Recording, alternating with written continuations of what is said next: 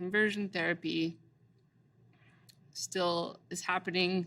I don't even want to call it therapy. It's a practice that is trying to convince LGBTQ2 plus people to not be that way, with the belief that whether it's a religious belief or personal conviction, that they shouldn't be that way and that it's something to be cured.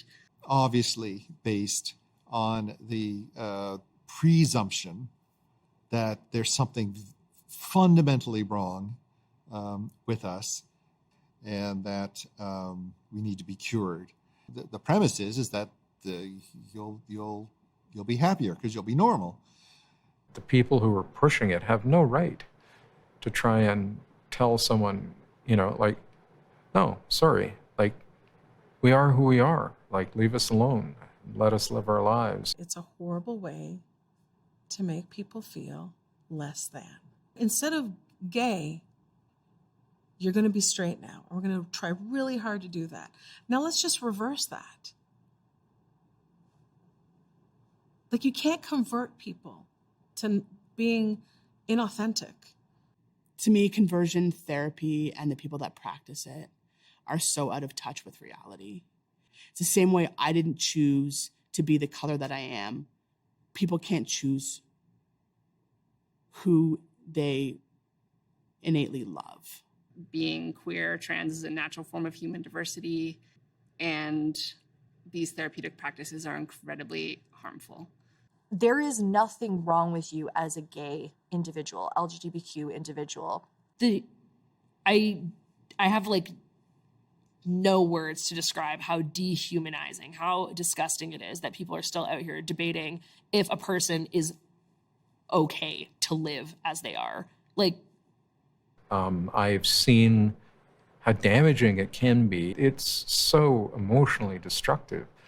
It boggles my mind that it's still a thing, especially with the stories you hear. It happens in First Nations communities. I'm aware that in some First Nation communities that are still heavily colonized with Christianity are trying to convert the Two-Spirit people, queer people. My parents brought me to a convent.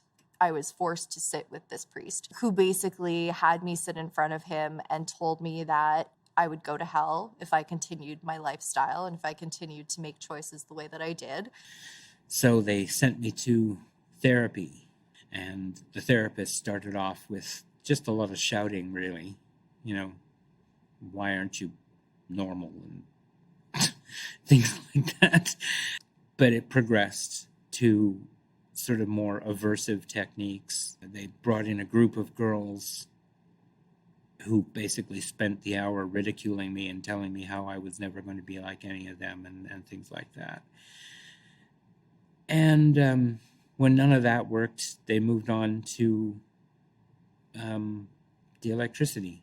It's disgusting. It makes me really angry. I feel like it's torture. It's abusive. It's a form of torture. It could be considered torture. It's harmful. And you're literally slowly just killing their soul. That's what I think about conversion therapy. Soul killing. If you have a thought on that, other than that's disgusting, I don't want to hear it. It's inhumane, it's violent, it's abusive.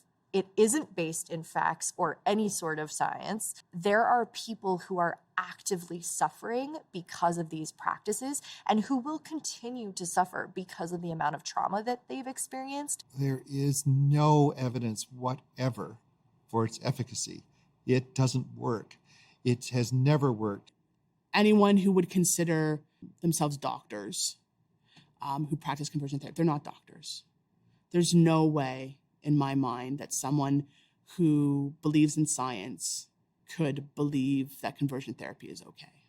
I think that any professional that belongs to a college, like the College of Social Worker, physicians, or nurses, they are not allowed to practice these things, and colleges can hold people accountable. But there are lots of people who are outside of those professions that practice this that are actively harmful to young people. A lot of people don't even know that conversion therapy is still legal or still practiced in Canada. We like to write it off and be like, oh, that's something that happens in southern states. It's no, this happens right in our own country. And so we need legislative protection to stop this from continuing to harm people.